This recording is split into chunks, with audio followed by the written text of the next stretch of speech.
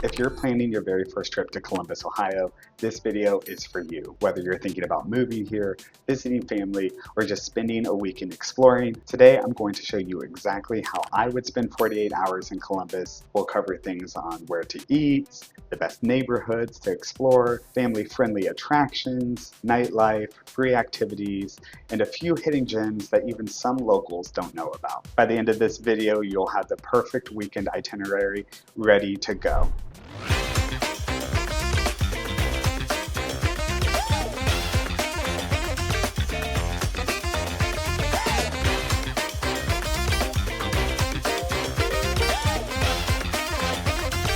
If you're new here, I'm Nathan Klein with the Klein team. I help people relocate to Central Ohio every single week, and I always get the question of what should I do when I'm in town? So today, I'm sharing my personal recommendations. Let's jump into Saturday morning. If I were introducing someone to Columbus for the very first time, I'd start in German Village. There's just something special about this neighborhood. It's one of the oldest areas in the city with beautiful brick streets, historic homes, mature trees, and an atmosphere that feels completely different from anywhere else in Columbus. Starting your morning with coffee at Fox in the Snow, Stoff's Coffee, or Pistachio Vera are a few of my favorites, and then taking a walk through the neighborhood. And if you're somebody who enjoys bookstores, you have to check out the Book Loft. It has more than 30 rooms filled with books, and it's one of the most unique bookstores you'll ever visit.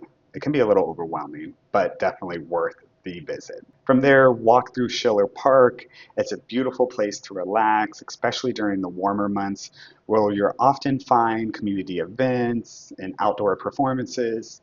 Even if you're not planning to buy a home here in German Village, it is one of those neighborhoods that just immediately gives you a feel for Columbus history and charm. So after you've explored German Village, it's time for lunch. And if you're traveling with a group or a family, I always recommend one of Columbus's food halls. North Market is probably the most well-known of them. It has everything from pizza, tacos, to international cuisine, and some local favorites. So everyone can find something that they like. If you're looking for something that's a little bit newer, East Market over in Old Town East is another great option. Or if you're trying to stay closer to downtown, Bud Dairy Food Hall or Little Grand Market both offer multiple restaurants under one roof, plus tons of seating. It's a great way to kind of sample several local businesses all in one stop. So now it's time for you to kind of choose your own adventure depending on who you're traveling with. If you have kids, Columbus has some incredible attractions. The Columbus Zoo is consistently ranked one of the best zoos in the country, and you could honestly spend an entire day there. During the summer, Zoombezi Bay is right next door if you're looking for a water park. If the weather isn't really cooperating, which it happens to do so every now and then in Columbus, COSI is one of the best science museums in the Midwest. It's interactive, fun for both kids and adults, and easily one of the most popular attractions in the city. Another great option is Franklin Park Conservatory. You'll find beautiful gardens, seasonal exhibits, and incredible glass artwork by the world-renowned Chihuly. Now, if you're more interested in getting outdoors, head to the Scioto Mile downtown. It's one of my favorite areas to visit within the city. It's a beautiful riverfront park that's perfect for walking, relaxing, or simply enjoying the skyline. If you're looking for something a little bit more adventurous, check out Scioto Autobahn Metro Park, which is connected to the Scioto Mile. You can find walking trails, climbing walls, and one of the best skyline views of Columbus. Or if you're willing to drive just a little bit north, High Banks Metro Park is one of my personal favorites with miles of wooded trails and scenic overlooks. One thing that surprises many first-time visitors is just how much green space Columbus actually has. If shopping is more your style, we've got several great options here. My favorite is probably Easton Town Center. It is the city's premier shopping destination, combining national retailers with some local boutiques and fantastic restaurants. The short north is perfect if you prefer art galleries, unique shops, coffee, and a more local feel. And Polaris Fashion Place continues to be a great option with plenty of shopping, dining, entertainment, all in one area. So now let's head into Saturday night. And we're going to go and talk about dinner and nightlife.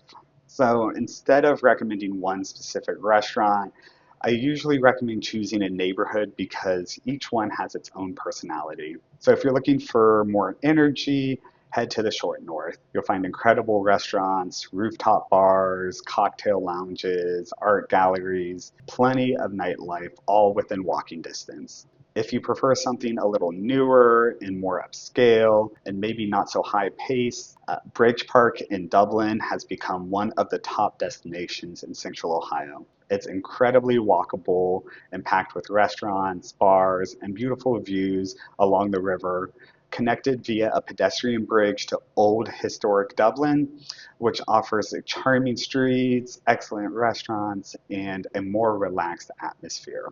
And if you want to feel like a local, then go check out Grandview.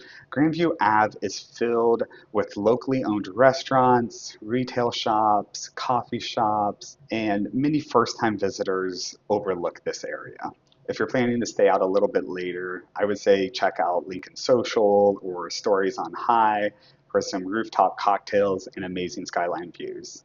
If live music is more your thing, Ginger Rabbit is a great jazz bar, Kimba Live and the Arena District, or Natalie's in Grandview regularly host fantastic performances, in my opinion. Or if you're a craft beer fan, you do not want to miss Land Grant Brewing in Franklinton or Seventh Sun Brewing in Italian Village. The nice thing about Columbus is you don't have to stay downtown to have an incredible night out. After a full Saturday, Sunday is all about slowing things down a little. Start with brunch at one of the many local restaurants in German Village, Grandview, Dublin, or Clintonville. If you need specific restaurants, feel free to reach out to me directly and I can let you know some of my favorites depending on where you're staying and what you like to eat. Sunday afternoon, if you're traveling with kids, I would recommend spending the afternoon in Inniswood Metro Park.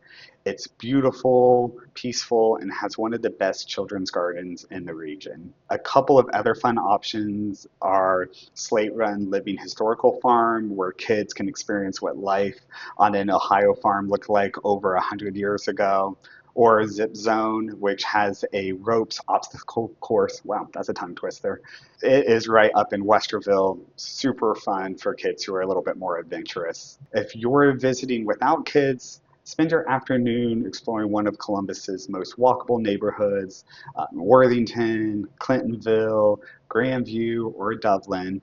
They all have so many great hidden gems. So speaking of hidden gems, here are a few places that many visitors don't even know exist. I talk about it often, but Quarry Trails Metro Park has quickly become one of the coolest parks in the city, in my opinion. Topiary Park downtown is like anything that you've ever seen. It's featuring life-size topiary sculptures inspired by famous paintings. If you're looking for something completely different, Otherworld or Prototype are both immersive art experiences that's fun for all ages. You can also check out Maker Social or Idea Foundry in Franklinton if you're looking for a more hands-on experience, or visit Penn's Mechanical if you're traveling with a group and want a fun place to spend the afternoon and evening with some duck pin bowling. They have pegboards, they have bocce, so many different things and activities for groups to enjoy together. And if you're downtown during the summer, Columbus Commons often has free concerts, movies, and community events happening throughout the season. Definitely check that out. Before we wrap up, here are just a few quick tips. First, rent a car if you can. Columbus is pretty spread out and you'll be able to see so much more. Second, don't worry too much about traffic compared to other major cities. Getting around Columbus is pretty easy, unless if it's rush hour, but what city isn't busy during rush hour?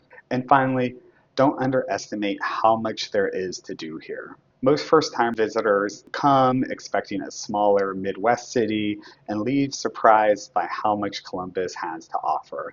I know several of my friends who visit from out of town are, very impressed with the city. So if you're planning to visit, let me know down in the comments what you're most excited to see.